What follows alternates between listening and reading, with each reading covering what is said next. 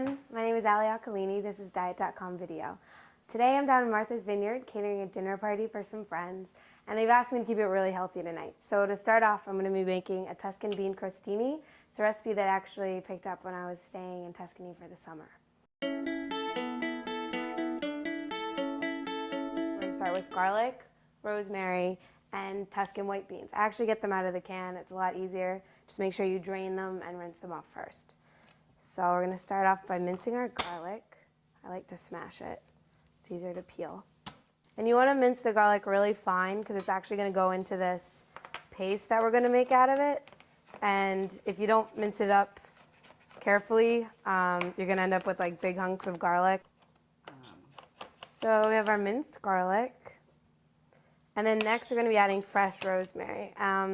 Make sure you use fresh rosemary. The dried rosemary kind of tastes a little stale, and especially since there's only 3 ingredients in this entire appetizer, you really want to make the ingredients as best as they can be. I'm going to use about 2 branches of rosemary. A branch of rosemary looks like this.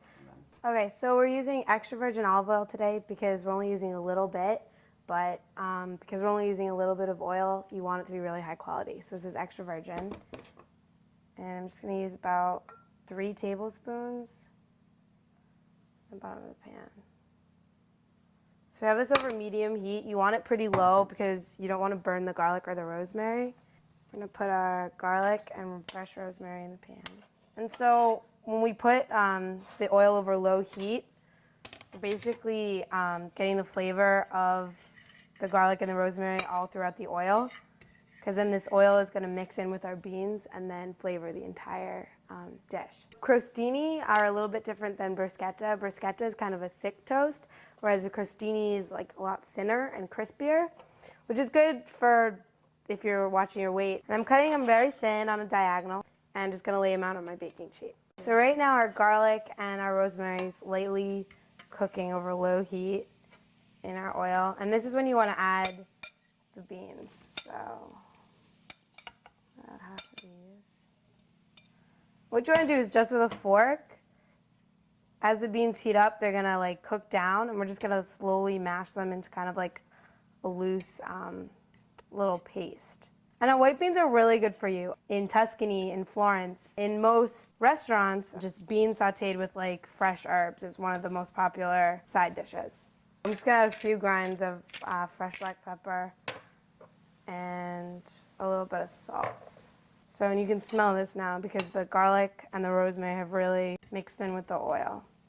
And now if you see it's getting a little dry and a little bit difficult to work with, you can just add a few drops of chicken broth. Instead of adding more oil, you can just substitute. My sister is a texture person and kind of freaks out whenever there's chunks or anything, so she likes it when I actually put this in the food processor and kind of whip it up really smooth.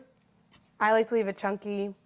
Why dirty another pan when you only have to use a fork? So whatever consistency you like, you can just take it off the heat.